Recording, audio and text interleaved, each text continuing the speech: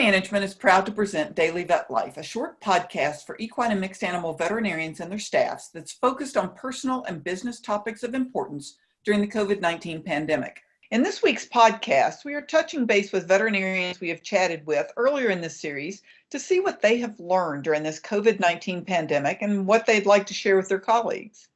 In today's episode, we visit with Mike Pownall, DVM MBA, a Canadian-based veterinarian and partner in Oculus Insights. Daily Vet Life is brought to you by Covetrus, a global animal health company dedicated to empowering veterinary practices. We combine products, services, and technology into a single platform that connects our customers to the solutions and insights they need to grow. Welcome, Dr. Pownall. Hi, glad to be back. Well, we appreciate you taking the time to talk to us. And I guess today I wanted to go back and visit with people to kind of look at, since that first case of COVID-19 to the current reopening of America, what have you learned that you would like to share with your veterinary colleagues? There's been a few things, and it's an interesting question because, for the last few weeks, we've just been go, and adapt. And then you got to stop and go, what have I learned? So this is a nice pause to sort of reflect on the last 2 months and go, oh, okay, what's been going on? So there's about 7 things that really came to mind. And I think the number one is when we first recorded this podcast weeks ago, the first thing I said was, get a plan, evaluate what you're going to do and stick with your plan. And when I look back on the last 2 months, that's still a good advice that I think I'm glad I did that, because what I've learned is things seem to change very quickly, almost on a daily basis. But a lot of it is just smoke and mirrors or alarmism, but the fundamentals of what, the plan stays the same. And I think what I've learned is to stay consistent, not let news, opinions, what other people are doing affect what we're doing. So have my plan, measure it to make sure it's working, but be confident in the plan. And some of the things I've been doing for the last 2 months, like I'm literally tracking sales on a daily basis, comparing it to the same period a year ago, because we've been in shutdown. And I had made a budget and expectations of, what we needed to do in terms of revenue, cost savings, what have you. And so, having that plan in place, it makes sense, and I'm glad I did that. And to continue on with that is what I've learned. I know the ins and out of my profit and loss statement like nothing else. I thought I knew it really well, but I know it on a line item, and I'm being a little bit flippant. But if you ask me how much I spent on gas in April, I could probably tell you to the cent, because I've just been looking at it and just making sure, is there anything that we can cut, anything that we, can help with our cash flow. And so that's one of the things I've learned. The other thing, and probably I work with a really great team. And so I've been on, I wouldn't say self-isolation, but trying to do good social distancing, trying to protect the team. We don't want one of our vets to get off sick, or one of our technicians. And, because I'm in a management position, I don't need to be there every day. So I have not seen any member of my team in over 2 months. I have not seen them. I've spoken to them. I have Zoom conference with them, but I have not seen them. But you know what? They have carried on, and they've done an exceptional job. They're resilient. The other thing is that people are a lot more resilient than they give themselves credit for. Everybody talks about how we hate change and we don't do well with change. Guess what? We do really well with change. We may hate it, but we do really well with change. And my team, from office managers to receptionists to techs that have just started with us a couple of weeks before this happened, have absolutely risen to the occasion. And and I was sort of joking with them that, do you even need me to ever come by the office again? Because they're amazing. So I knew that before, but it really emphasized with me again what a fantastic team that I work with. And so from that, what I've learned is that, I don't need to be there every day.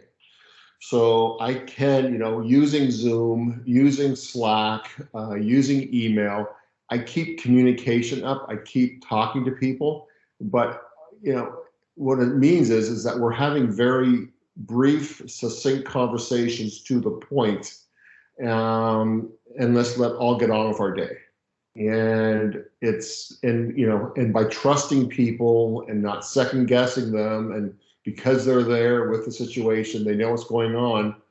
It's gone far better than anybody would have expected when this first all happened. I really, this sounds bad because I'm almost embarrassed to bring this up about veterinarians, equine veterinarians, because it's such a, not most, all equine veterinarians are so hardworking and they are so committed to their horses and their clients. And we work in such horrible working conditions, all hours of the day and night. I mean, it's really more I spend time with equine vets, the more I admire them because of their dedication. But you know what? I like spending some more time at home. I really love being with my family. I love the extra downtime because I'm not driving so much. I'm not traveling so much. I'm home more often. And you know what? I like relaxing, doing things that I like. And I'm not fixated on work all the time. So, you know what? I'll be the first to say it. Not everything has to revolve around the horse and our business. I just love being home and spending some downtime, spending time with my wife and just, and our animals and watching spring happen. And this morning I was lying in bed, I woke up, I was listening to the birds and the animals out there. And I was like, any other morning I'd be jumping out of bed ready to start. I'm like, I'm just going to lounge here and listen to this for a while. So call me a slacker, but I've learned that I don't need to work as hard every single day. And with that is I'm learning that because I've been, off for a couple of months and not going very far, I've been doing a lot more exercising. So I was lucky to get a Peloton bike before Christmas. And I've been on that every single day. And what it has taught me, I'm in the best shape I've been in probably since I was in vet school decades ago. And what it has taught me or has reminded me, or maybe I've relearned it again, is physical health is paramount to our performance in general. Our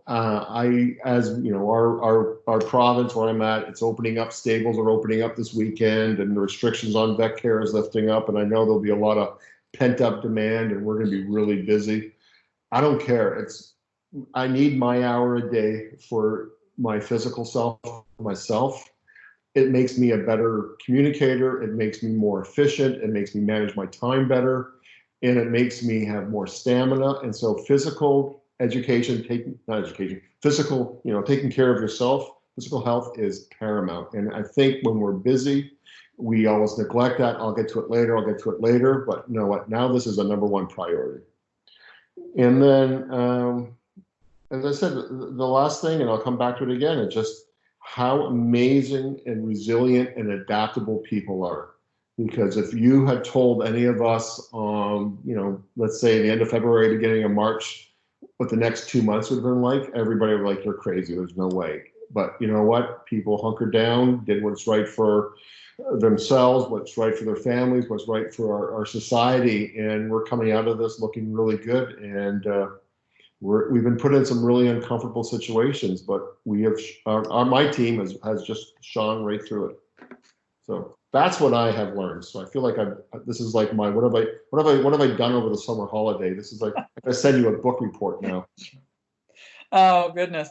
Well, I think one of the reasons I wanted to do this was because everyone's had similar but different, aspects, but it's like they have learned more about themselves and what's really important. Yeah. And I'm hearing that time after time. And the distinction is every single person has said, because of this, I am going to keep on, like you said, your exercise. Other people, with their gratitude, with their, reflections or whatever else. But it's nice that we can come out of this with some positive changes in our lives. You think back and then you look at it and go, how much noise is in our lives? How many distractions are there and how we get caught up on it? And I got to tell you, the last 2 months, I work probably on a per hour basis, fewer hours per day or per week. And I have done so much more. Like my productivity is so much higher.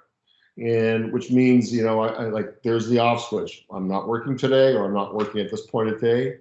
It's this time of day, I'm done. And I'm just going to do stuff for what makes me good with myself and my family. And it's great. Don't want to lose that. Well, that's good. And thank you for sharing that with us. We really appreciate you coming back on and talking to us. And if you missed, we had Dr. Pownall on for 5 different short podcasts about telemedicine, which probably is going to be sticking with us for a while. So if you need some 100%. basics on telemedicine, make sure and go back and listen to those podcasts. Yeah, for sure. Thank you for joining us for this episode of Daily Vet Life, and thank you to our sponsor, Covetrus. Please rate, review, and subscribe to the Daily Vet Life on iTunes, SoundCloud, or Stitcher. Follow Equimanagement on Facebook or send us an email at kbrown@aimmedia.com. Daily Vet Life is a production of the Equine Podcast Network, an entity of the Equine Network.